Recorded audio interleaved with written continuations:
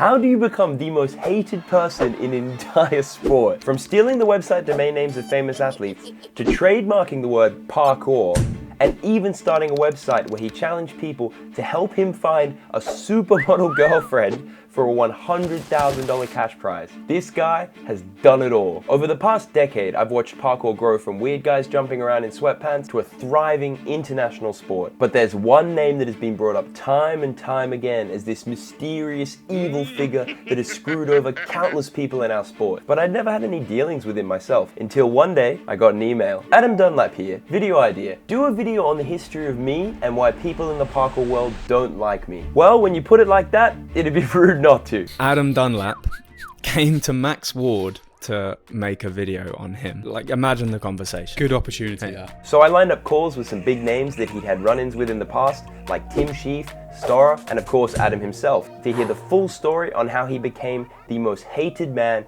in parkour history. The reason why I was in two minds of getting involved with this video is because he came to you to make it. Yeah, exactly. It's just that says so much, doesn't it? When I get this message from you, literally the same day, Toby showed us this email from Adam Dunlap. Now, back in the day, Toby Seagar was actually sponsored by Take Flight, Adam's clothing brand. But ever since he left, Adam has been relentlessly trying to get Storror involved with the brand. Toby's impression of him is he's an absolute nut job.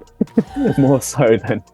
So in this recent message, Adam, who has been rejected time and time again by the Storror boys, hits them with this crazy business plan. Like talking about joining forces with Storror. In a few years' time, we'll have like an exit strategy and we'll all leave parkour as millionaires. But that's only one recent incident. So to get the full story straight from the horse's mouth, I got Adam on a call. I think the only thing I ever did wrong was the first thing I did wrong. I said, how do I get the biggest athletes in the world to work with me? I know what I'll do. I'll buy .coms that are their name, and then one day they'll realize that the .com is king. They'll call me up. They'll say, hey, can I have timshieff.com? And I'll say, sure, Tim, I bought it for you, and I'll give you the domain, and then we'll start a relationship. Now this already sounds pretty suspect, so I tried to get in contact with Tim myself by starting a website called timshieffsucks.com. No, obviously I'm joking. I just dropped him a DM on Instagram and he responded almost straight away. So I got him on a call and I told him why Adam said he'd bought the website. This was his response. I don't know if that's true, because at any point he could have said, do you know what, just have it. But I think the way we approached it, we weren't open to it anyway. I mean, I would have took the website if he would have given it to me, but yeah. So Tim was pretty pissed off at the time because Adam didn't just buy the domains and hold on to them like he said he was going to initially. So I was working with this guy and he proposed making websites on the domains. And then you'll have Take Flight ads that people can click.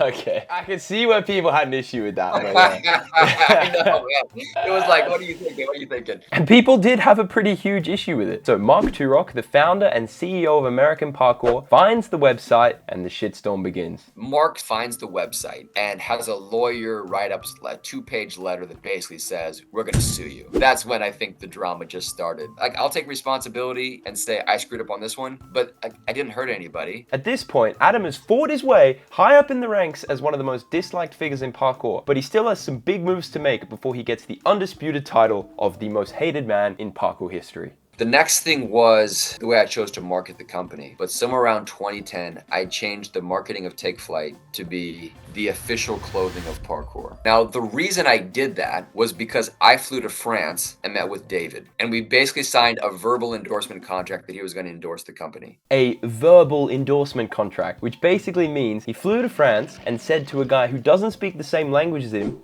we use your parkour and we make clothes and it's official. And then David was like, bah, oui, let's go. And he used that as a justification for using the tagline, the official clothing of parkour. There wasn't money changing hands. There wasn't an official contract, but we had his support. And I think at that time, we're still the only clothing company in the parkour world. This simply isn't true. There were a few other players in the parkour clothing game back in 2010, and they had major competition from Urban Free Flow, run by the controversial figure Eazy Styler, who Jimmy the Giant actually made a video on back in the day. Urban Free Flow was marketing as the center of worldwide parkour. And so I decided to put that in our advertisements, and he got really pissed. So I I didn't mind pissing people off. So, the man who nearly destroyed parkour and the most hated man in parkour history start going at each other's necks, and all the while Adam cracks on with his devious marketing strategies. I wanted to get all the parkour domain names, so I just started buying them. So I bought parkourtshirts.com, parkourshirts.com, parkourpants.com, parkoursweatshirts.com,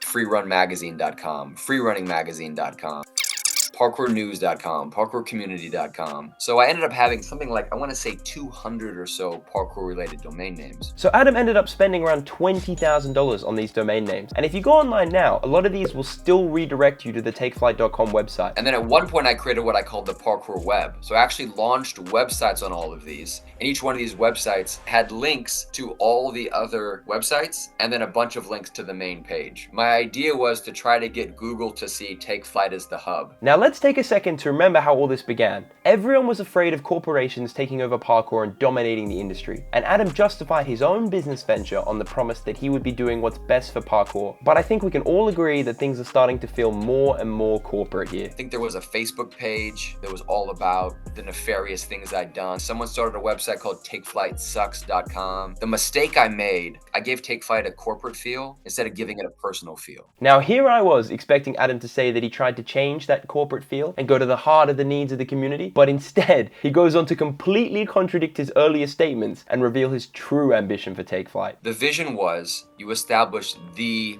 most respected parkour brand, and then you expand out of parkour. I want people like Nike to see Takeflight and say, whoa, this is an impressive brand. Maybe we want to buy it. Everyone else in the parkour community, even today, people like Storror, they're selling t-shirts. I was trying to sell a brand for millions of dollars. So if Takeflight became his idea of success, then he would have millions of dollars and he would just hand over the brand to some corporate entity who doesn't care about the parkour community, and all of that giving back to parkour was just a blatant lie. I think people somehow sensed this because it didn't have that authenticity, and so then they saw it as a money grab, and I could see where people might draw that conclusion. Well, yeah, you just said you wanted to sell the business to a corporation for millions of dollars. If that's not a cash grab, I don't know what is. I mean, yeah, I can see it from both perspectives. Like, it makes sense from a business standpoint, but I can understand how people are like, what the f***? The website thing and the individual names, I can see that from both sides. The domain portfolio, I have a tough time seeing because nobody wanted those names. But from here, things get even crazier. Adam decides to sell his coaching business and move across the world to a country where he doesn't speak the language to try and work with a guy that he can't even communicate with. I'm running my parkour gym, Revolution Parkour, and the thought hit me, how am I ever gonna really work with David if I'm in the States and he's in France? And I thought, you know what? I need to go out and work with him directly. So I sold my parkour gym and moved to France in March 2011. So he spends the first 3 months in Avignon learning French before planning to go and meet David. But David is a complicated guy. He doesn't really use a phone or computer, so he has a close friend take care of all that stuff for him. David's right-hand man was a guy named Kie. All communication went through Kie. So I would talk to my translator would write Kie would talk to David. I didn't really know what was gonna happen exactly. I just was gonna work with him, learn parkour from him, build Takeflight. I didn't know. So Adam has put his whole life on hold to do this with no real plan. Just an insane Hail Mary in the hopes that he can get close to this man, David Belle, who he seemed completely obsessed with. 2 months after I get there, Kie passes away. He had stomach cancer. Yeah, it was crazy. I didn't even know he was sick. So he goes to the funeral of this guy, Kie, meets a couple of parkour guys there, but there is no sign of David. Long story short, 3 months after I got there, I decided it was time to move to Paris and try to do what I came here to do. But I think at this point, David had deleted his Facebook. I don't even know how to contact him, but I'm just trusting I'm gonna go to Paris. Maybe I will meet him, figure it out. I don't even know at this point what's gonna happen. So with only 3 months of French knowledge, Adam leaves his only friend in the whole country of France and moves to David's hometown on the outskirts of Paris in the hopes that he might, I don't know, run into him at the supermarket. The first week I'm there, I'm in Nice, and I run into Alex and Jonathan, who I'd met at Guy's funeral. And long story short, they connect me with David. And then from there, David and I just like matched and we just became good friends. And because Guy was gone, I became David's guy. So the old family friend who always had David's best interests at heart has now been replaced by the young, ambitious American looking to capitalize on the David Belle name in parkour. You can probably see where this is going. I moved there in July, and by August, I had convinced David that he needed to have a social media presence. Remember my idea of like, I'll buy Tim Shieff and Mark Turok and DanEdwards.com? I did it with David. We launched David Bell's website on davidbell.com. We launched his social media. It all pointed to itself and it all pointed to Take Flight. So Adam's master plan is finally working. He's in France working with his idol David and using the David Bell name to push his business, which, given Adam's previous track record, started to get a bit of attention. So as soon as those websites launched, the biggest rumor mill in the parkour world was Adam's impersonating David Bell. And if you've been following the story up until this point, you can probably see how they came to that conclusion. Adam himself even admitted as much. I think the empathetic viewpoint would be to say, no one knew I was working with David. I've never been someone to like talk about all my accomplishments,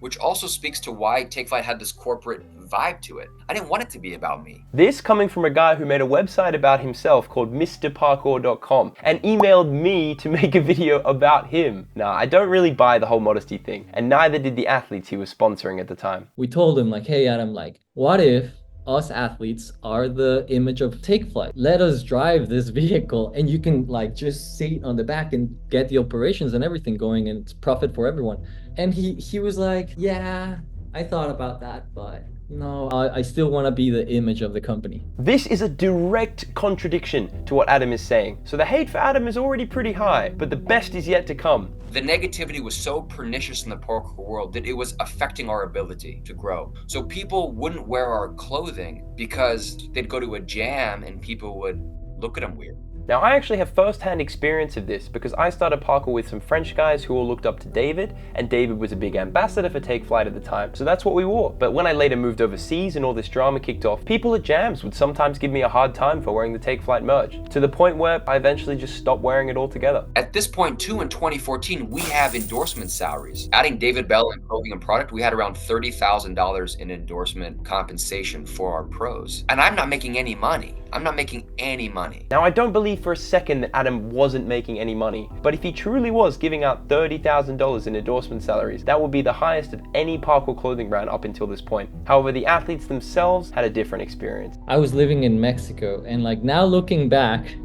I feel like I was robbed. Yeah, I did get like a lot of like free t-shirts, but at the same time, he wanted like 10 YouTube videos a month, 20 photos, I don't know how many posts, and like all that for $100. So there's no question that Danee got taken advantage of here, and he really did try to bring in fresh ideas and make Take Flight better, but eventually after a few years of sponsorship, he decided to leave. I posted on the group, I was like, I'm sorry guys, like I'm sorry, like we tried. Unfortunately, I just don't want to be part of Take Flight anymore. It's just not worth keep supporting a company that doesn't listen to their own athletes, you know? I also got in contact with Evan Storm, who worked with Take Flight much more recently for around a year. Nothing too negative. I mean, he really supported me a lot. He gave me, I think, close to $1,000 in a year just for training trips. Like, I'd hit him up, hey man, I'm driving down to here, I need some gas, and he would just send it over just for me to like wear the shoes. I guess what I'm trying to say is there wasn't really specifically one thing that triggered me leaving. It was just kind of like a buildup of different things over the course of like, I would say 4 months. So maybe Adam's treating his athletes a little bit better now, but they're still leaving the organization. And from these two examples, I cannot see how he was spending even close to 30K on endorsement salaries. Anyway, Adam, who's still in France working with David at this point, comes up with his most controversial idea yet. So I'm working with David. And I say, you know, what we could probably do is establish a trademark for parkour. At this point in the interview, I'm just sitting there thinking, no way. But he proceeds to back up his logic with this example of Pilates. Now here's the thing, Pilates, yogas, these things are brand names that the founders of those modalities established. You can't be a Pilates teacher without taking courses from the Pilates foundation lineage. I was intrigued by this, so I looked it up and it's completely untrue. Attempts have been made to copyright the term Pilates and some yoga and Pilates poses, but have always failed and they remain in the public domain. At this point, the activity of parkour has been practiced internationally for over a decade, and while David Bell may have been the first person to use the term, adapted from the French word parcours with a C, it had long since taken on a life of its own. If David had had a business mind, or if he had trusted business minds, he would have made parkour a trademark. It'd be international, and you could only teach parkour if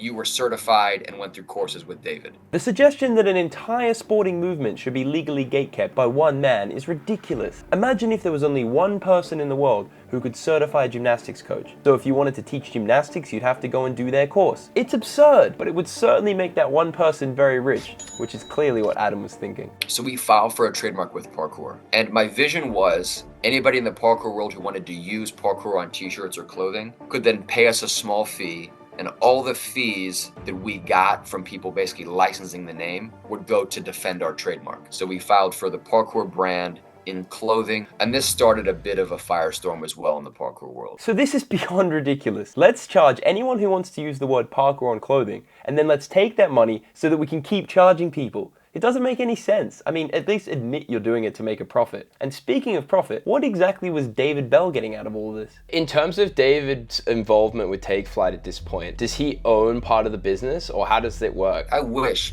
he refused to sign a contract. Because he refused to sign, it was simply a handshake agreement. And I paid him a very large amount of money every month just to be able to use his name. So that's pretty strange, and I have no idea if he was actually paying him anything, but this next thing is even weirder. So I have virtually no footage with David. There's 2 photos in existence of me with David. I spent years with this man. He was my best friend, and yet I have almost no evidence of it. It's really strange. Wow. So Adam spends the next few years running Take Flight from the US, but he either stops paying David, or maybe he never paid him to begin with, and finally David reaches his limit.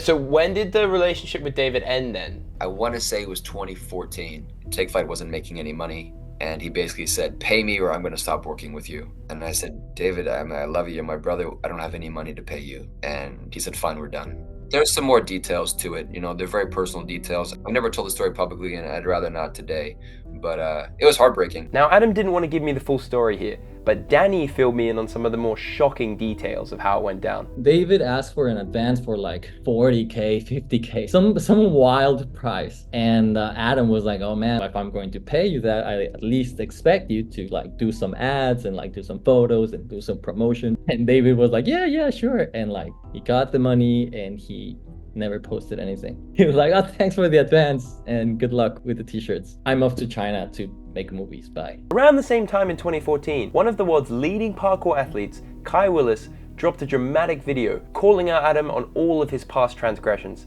Now the only version of this that I could obtain somehow has no sound, but in the video he makes 3 clear points. 1, the buying of pro athletes' parkour domain names. 2, stealing designs from other brands within parkour. And 3, Adam's personal website, supermodelgirlfriend.com, where he challenged anyone to help him find a supermodel girlfriend in exchange for a $100,000 cash prize. Now, I wasn't even going to ask him about the website because I could sense it was a bit of a sensitive topic, but Adam himself brought it up. This is probably the dumbest thing I ever did. If nobody knew about it, I'd be like, that was really cool. But the fact that people know about it makes me really embarrassed. I started a website called supermodelgirlfriend.com. Pretty much what I did on this website is I wrote all these articles about how supermodels were totally crazy about me. And my thinking was that people would see it as a satire, but they didn't, and it's complicated. So anyway. The website was launched with the tagline, "Join me in my quest to find a supermodel girlfriend and you could win $100,000, which, after being discovered by the parkour community, quickly changed to a satirical website where I write articles detailing my quest to find the perfect supermodel for me. It was full of these strange articles like the 20 best compliments I've received from supermodels, 8 reasons why I'm the greatest snuggler of all time, and 6 reasons why supermodels have the best boobs. So it does seem like it was a strange kind of satire, but it had a very real effect on his brand and the athletes involved, who sat him down to talk about it. We told him like, hey man, like we don't like, it's just damaging in the image, not only of like your image, but like you also want to be the image of Take Flight. Therefore, you're like really putting us in a hard spot. No one's winning out of this. The video from Kie blew up like crazy and had the whole parkour community talking shit about Adam, but he didn't seem to mind. I don't remember having any really negative feeling towards it. And I was also in the mindset of any publicity is good publicity, which isn't true, but I was definitely in that vein of, like I said, I don't care what the parkour world thinks. We're doing hundreds of thousands of dollars a year in sales. Hundreds of thousands of dollars a year in sales. In the same year that he told David he doesn't have any money? Even though the core parkour community hasn't bought into what we're doing, we're making waves. And now Kie makes the video, it didn't bother me. What bothered me was them Shieff made a video. Adam Dunlap, nah bro, he's copyrighted the word parkour on clothing in the whole of the United States of America. So no other company in America can use the word parkour on their clothing, which is absolute BS. It's not a real parkour clothing brand. You claim it and you put on like the world's best parkour trainers, which is, there's no integrity in that. You know that's subjective for one. Keep it real, guys, that's it, man. Real recognize real, and keep recognizing the real, because Take Flight are not real, they're fake, right? That's it, all right, peace. All of that really hurt me because my heart was to build this company that supported tracers in a profound way, and in a direct way, in a financial way. And then no matter what I did, it seemed like all I got was hate. I thought when I moved to France to work with David, people would say, oh my gosh, this is a guy who has a heart for parkour, because who else would do that? And that was turned against me. And so then here I am years later. It's like I can't do anything right, you know? So these two videos caused a huge rally of hate towards Adam. People were burning Take Flight t-shirts, and Adam had finally secured himself the title of the most hated man in parkour history. But all the while, he's making thousands of dollars selling clothing to beginners. So there you have it, the story of Adam Dunlap. So, is he a good guy, trying to do the right thing but just going about it the wrong way? Or is he just a businessman with purely selfish motivations? Let me know in the comments. Also, please subscribe, because the dopamine it gives me will fuel me on to making more unbelievable content, and video ideas down below, because I'm just not that creative. Until next time, cheers. Mad as savage in me back and I'm back in it happening, ready to blow. I remember doing deeds with Deji from the street, they left me on my own. Mom kept asking me about how I got the P, I told her leave him mama grow. Then they're ringing off my phone, then they're ringing off my phone.